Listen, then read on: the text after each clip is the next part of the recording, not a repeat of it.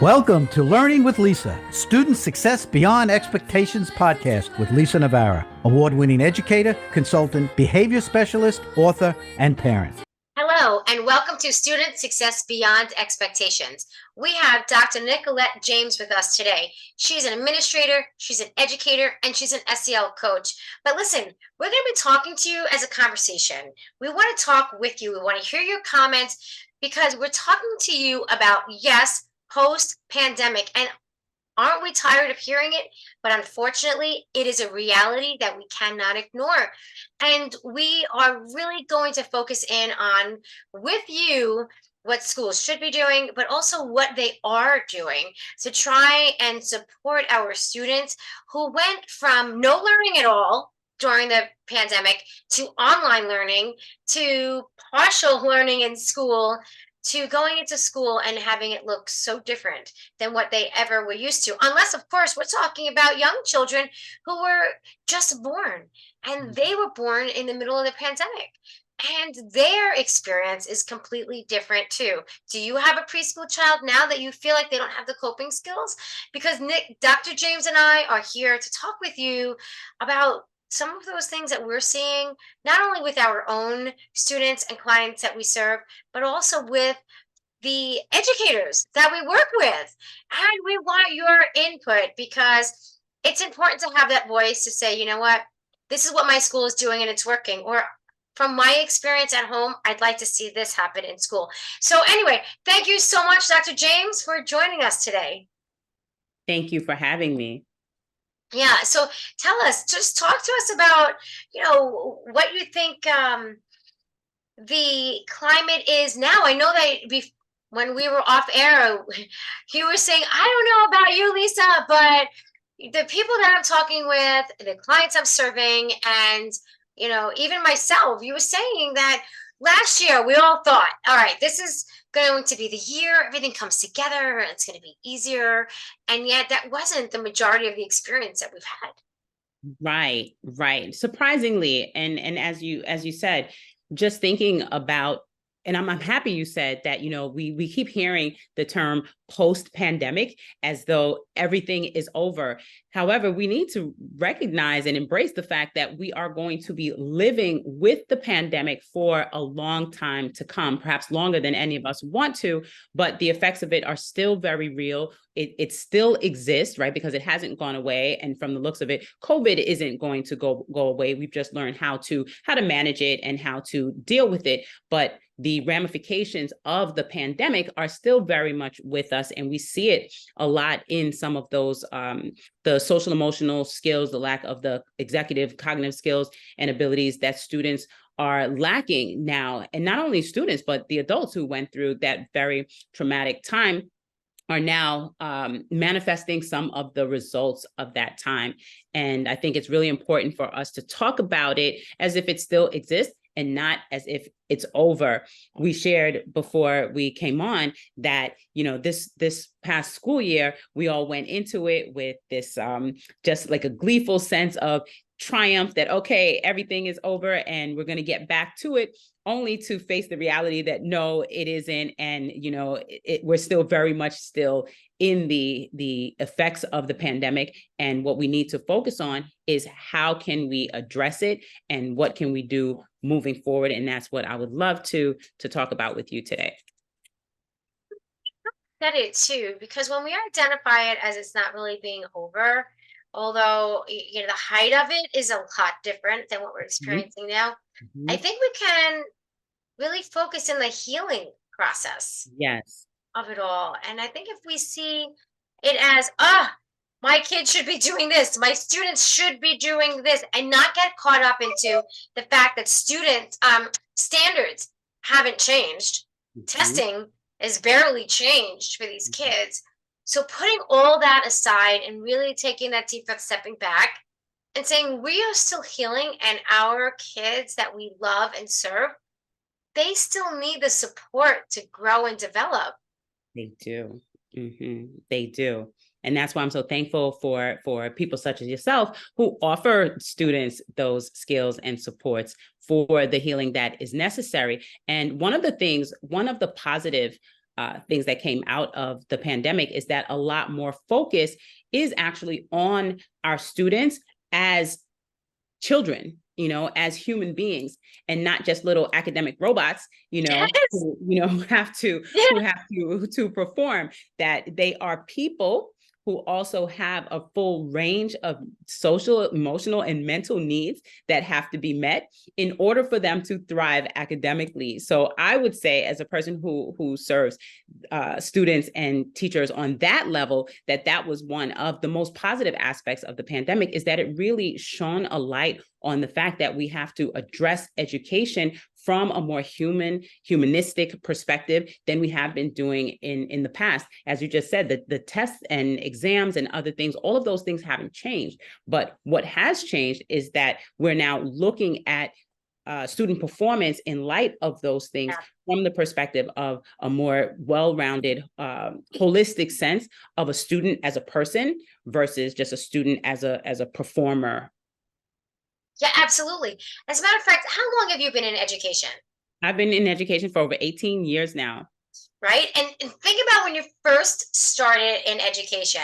What did it look like academically? Like, how did we teach? What was the pedagogy that we? Oh my goodness. Well, I remember thinking, because I've always wanted to be an educator. So there was no doubt about it that I was going to go into teaching upon graduation. And so I always had in my mind that this is what I wanted to do. So I would always focus on what my teachers did. But the teachers, as I was growing up, what they did was simply regurgitate whatever was in the book. And we would write for homework, whatever the homework questions were, they would write on the board, whatever it was that they wrote on the board, we would copy that into our books. And that was sort of teaching. And I remember going through all of my school education, sort of thinking that was what education was. And then going into maybe my first student teaching experience and being surprised to see that was very much still what was happening in schools. And thinking to myself that, that was not the way I wanted to teach. So I always knew that one of the best ways to learn is to observe what you want to do and what you don't want to do. And I knew that I did not want to be that kind of teacher. Like, I imagined myself as being, like the fun teacher that's going to do all these different things. And so I kept the view of that kind of teaching in mind, because that was still in place at the time. And I knew that I wanted to be the antithesis of that. I wanted to, engage my students. I wanted to, like I just said, I wanted to see them as humans and individuals, and to give that more privilege than simply regurgitating whatever was in front of them in the books, and getting them to think and use their own minds. Critical thinking. Yes. And fun. And create and so forth. Right. And engagement. Now, I know you're really on the secondary level, but do you remember thematic units? Yes. And we have them on the secondary level as well. Yeah. Okay. All right. So that's when I first started, that was like, it was whole language. It was thematic units. And we didn't really even have that much of a curriculum when it started. It was so different. It was, okay, we're going to get a topic, and we're going to have reading, writing, science, social studies, speaking, listening, all within like a 2-week time frame of the topics. And maybe it was elementary level, right? So it could be on penguins, or it could be on the solar system, or whatever the unit was. Right. The kids loved it. Do you feel like, because I know that you mentioned, I totally agree with you, we're talking now, and we're starting to focus on students as children, as people. And I love what you said, and not academic robots. I know we're starting to infuse some social emotional learning in there. They're, increasing some mental health supports.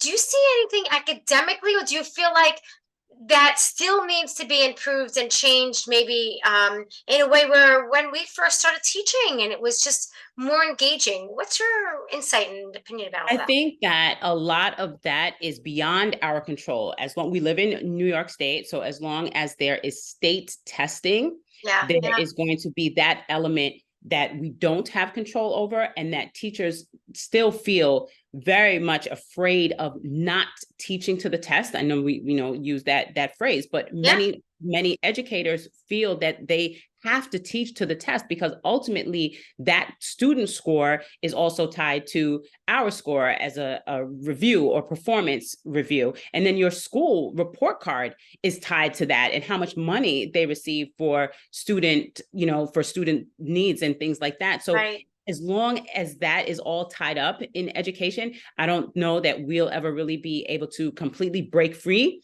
of it. But I know that we can take steps in how we approach it, and some of the things that we do differently. As a teacher myself, who teaches kids who take these exams, because not all grade levels take them. So if you teach on a grade level, Right. or you teach a course that ends in these exams, we do know the pressure of wanting the kids to do well, because not only is it a reflection of their learning, but it's also a reflection of our teaching, or at least folks see it as a reflection of our teaching.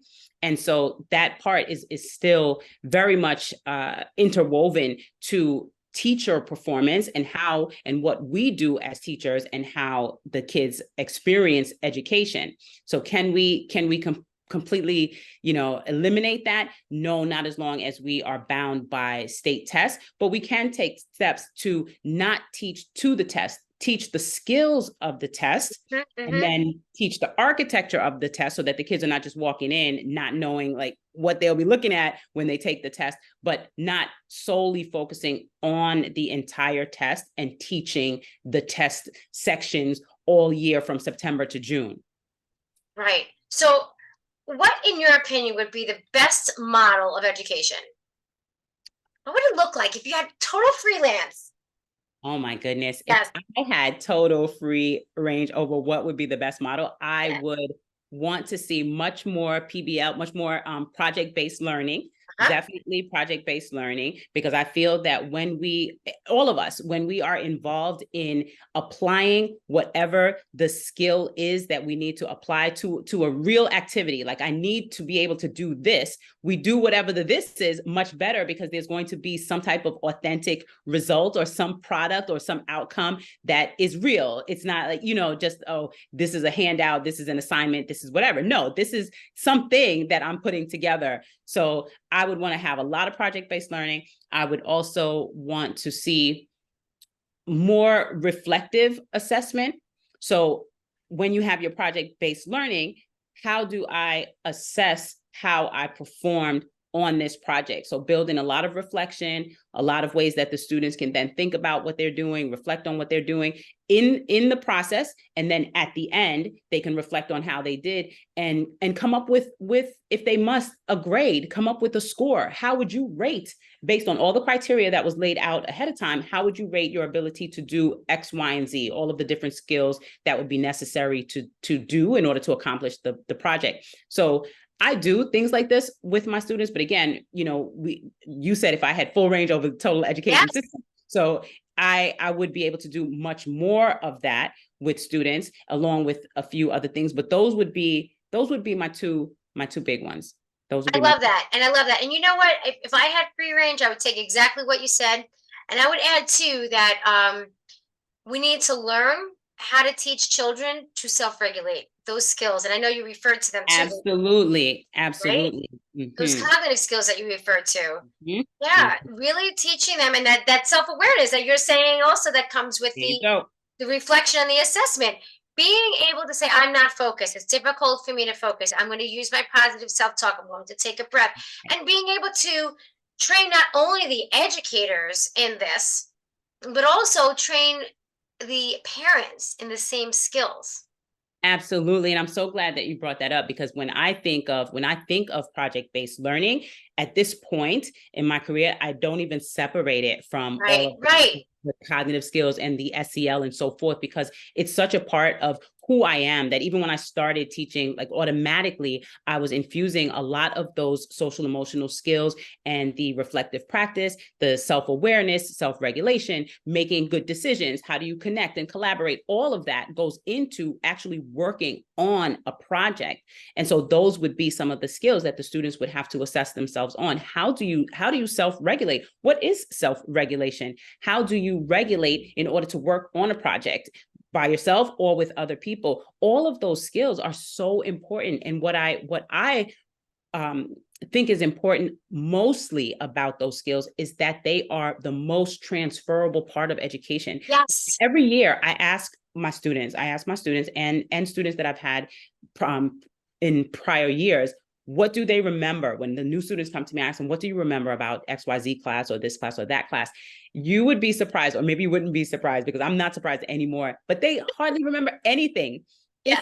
If anything, they hardly remember anything Yeah. about everything that we're here struggling and pulling our hair out all year to teach them. They don't remember it like that. But what they do remember are those transferable skills. They can still Yes. self-manage. They can still self-regulate. They can reflect. They can, they can do all of the other things that we want them to be able to do, again, as humans. And once you can do those things, you'll always be able to apply it academically or professionally in some other situation. But you have to learn how to do those things. And those elements have to be taught explicitly. And so that is a part, for me, that is a big part of project-based learning. I know that it may not necessarily be for everyone else, but it is for me. And I'm glad you brought that up. Yes, and you know what, for those educators out there and even the homeschooling parents out there who feel like, okay, you know what, I hear you, and that's what I do, then it's like, okay, well then ask yourself, are you leaving it just for the project or just for the assignment and then leaving those skills out? Or has it become such a natural way of speaking and thinking and modeling that it's just becoming who you are, right? Because we can even isolate that, as wonderful as it is, but can't that just be isolated then to that one task? Yep.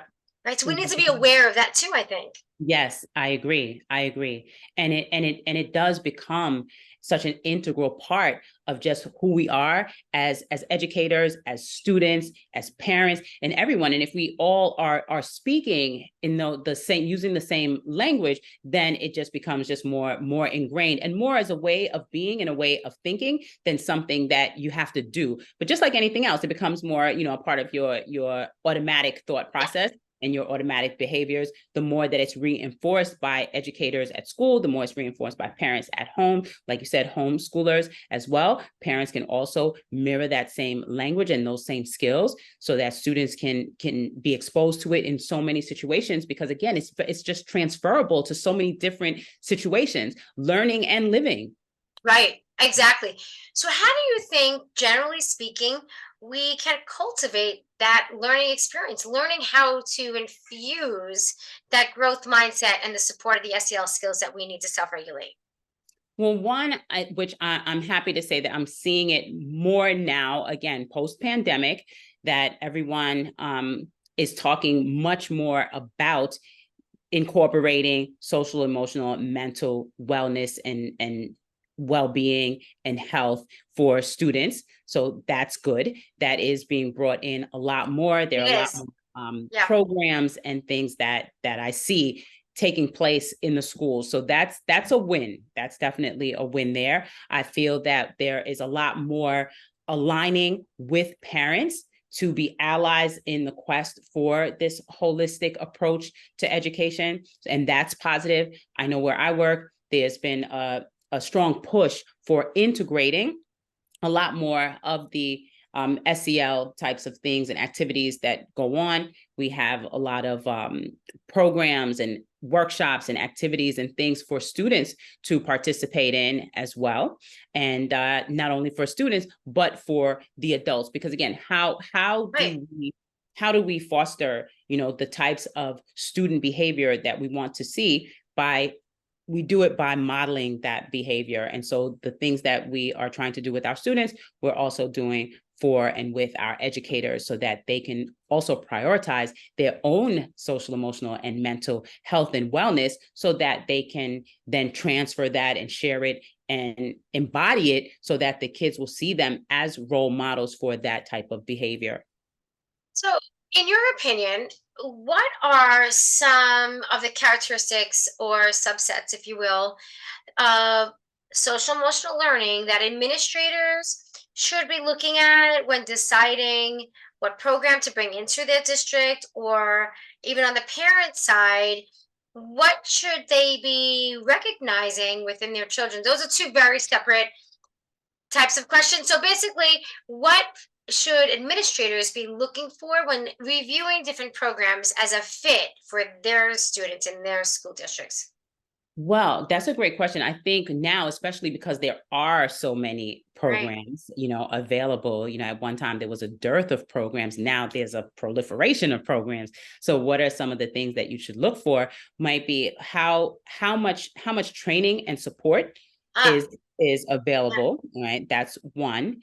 And then what are some of the implementation models? Is it curriculum? Is it a push-in? Is it something that the kids will do during class or after school? There are many different ways that the programs are run. So you have to see what's the best fit for your school. Like, I know one of the big ways that we reach students in my district is with our after school or extended day program. So when looking for a program that works for us, one of the things that we thought of was the incorporation of an extended day program, something that we can do with the students after school. So that might be one consideration. But every school would need to consider where they are with it. What are some of the things that they are doing already for students and staff? I know that some schools have started to do a lot more for their staff in terms of social emotional wellness and so forth, by building in some areas where they can go to just take those mindful moments as well for students and staff.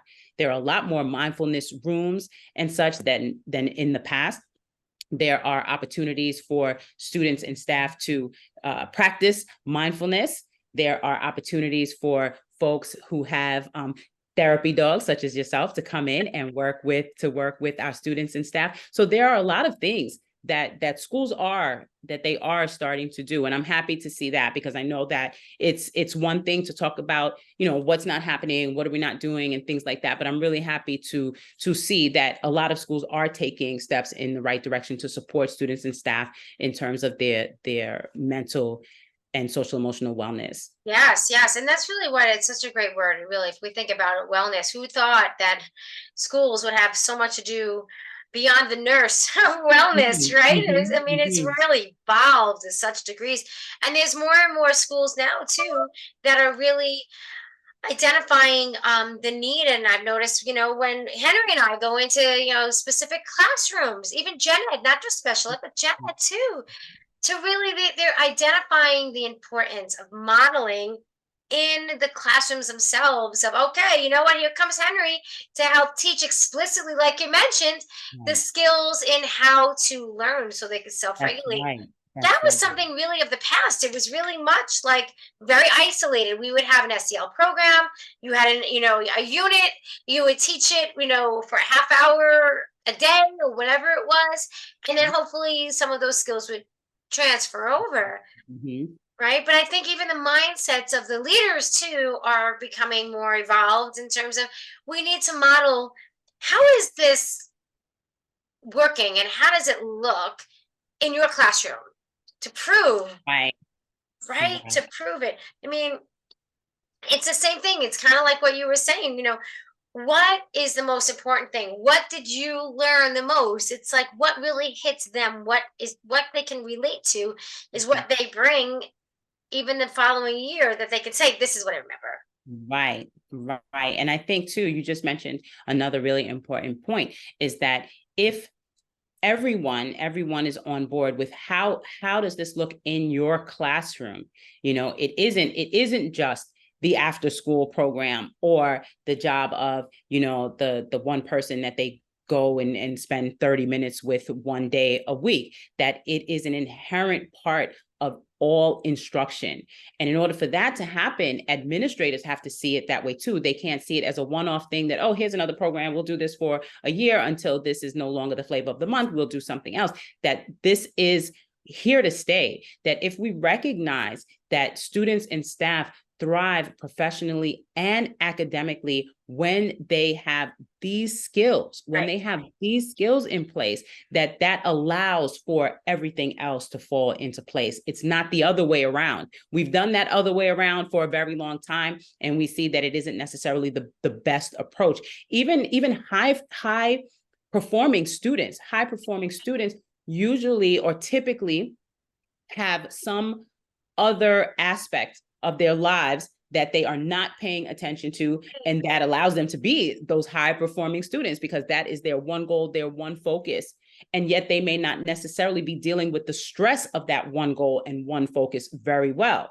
So in order to work with those students, I teach high performing students, and I tell them all the time, I share with them all the mindfulness practices that I know are good for supporting students and adults, but I, share them with the students because they are very goal driven. They're always thinking about, that next step and achieving and so forth, but they also need to be thinking about themselves as human beings who have a long life to live, and you don't want to shorten that life by, stressing yourself out and doing all of those things that are not necessarily good for you, but you can learn the skills of how to address all of it and still enjoy this one life that we have. And it takes a whole community, and it takes a lot of leadership. It takes a lot of commitment. And it goes back to really, like we said, beginning of this podcast, is identifying that we're really in the healing stages of the post-pandemic. Yes. Yeah. Yes. And I think when we know that, then we kind of know our role a little bit more, and how we could be supportive to not just the students we serve, but each other. Absolutely. Absolutely. Right. Mm-hmm. Is there anything else that you'd like to talk to about, and maybe even the parents? Like, what do you think the parents' role is with identifying characteristics of SEL programs, or programs that are supportive of their children in this post quote unquote pandemic wellness healing stage that we have as we approach our new school year? That's a good question too. I think that parents are definitely our allies, and we need to continue to think of each other that way. How can we support each other?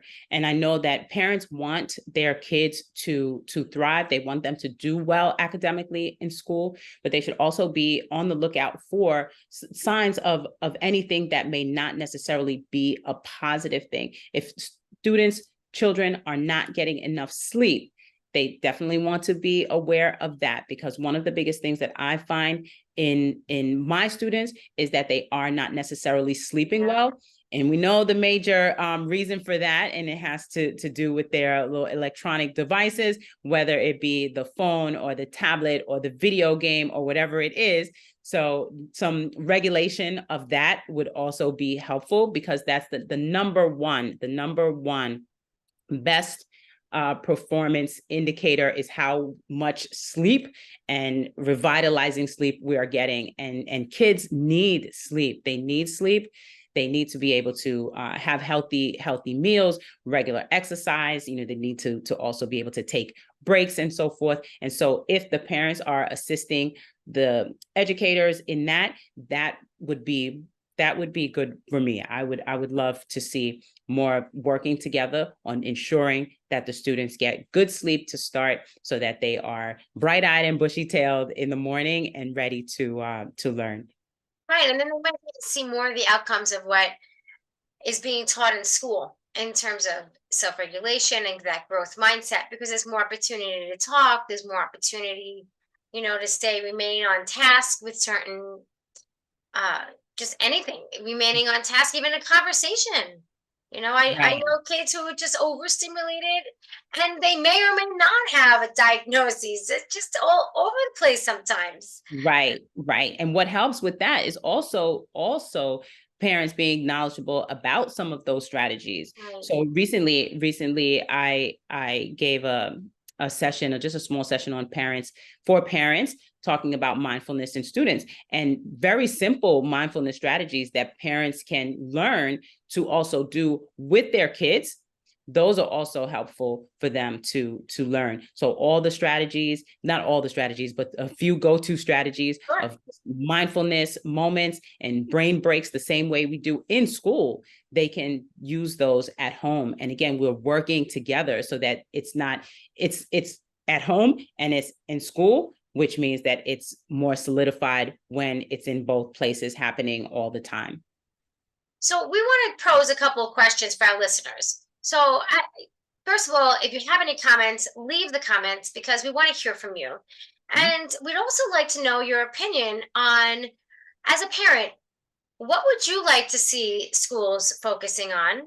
And as an educator, and again, we use that term or that title educator as related service providers. We use it as administrators, anyone serving Mhm. children in schools, right? Mhm. So, as an educator, what do you feel would be most supportive for you going into this new school year? What do you need? What do you think, based on how the last year and two have really gone and progressed? What do you need? What do you want?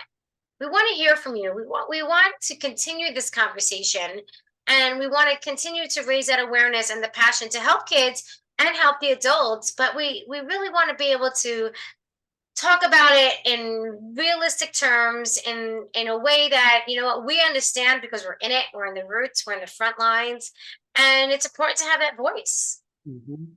Mhm. What do you think, Dr. James? You I on board love with that. us? I love those questions. I would love to hear the answers. I ask the other educators that I work with that question all the time. And one of the answers that comes back, I would love to hear the variety of answers that your listeners have. But one of the ones that I get all the time is that they would love more support. They would love more Yeah. support. And it would be great to hear on a more granular level what those supports would look like. What exactly would they consider support? What kinds of supports would they like to see? And because we are all here, we want to work together, and we would be more than willing to implement those ideas. So definitely share, please do. And if you're not quite sure of the type of support, because we are talking about a bit of a paradigm shift here, then tell us what your challenges are Mhm. and what it is that you feel like you need help in overcoming with your child or your students, or even the whole system of education, right? So that's a great starting point too, because we don't always have the answer, but we Right. know what we know our challenges, right? So we could start there too. So we're here for you. We want Mhm. to thank you, Dr. James. Thank you for imparting your Thank knowledge, you. your experience with us, your passion and inspiration too. Thank you And for having me. for all of you listening, please comment, like, share, subscribe to Student Success Beyond Expectations. Keep us moving so that way we can continue to support you, as well as the students that and the children that you serve. Thank you for joining us. Thank you. Thank you for listening to the Student Success Beyond Expectations podcast, where school leaders, educators, and parents meet on behalf of children who struggle with learning.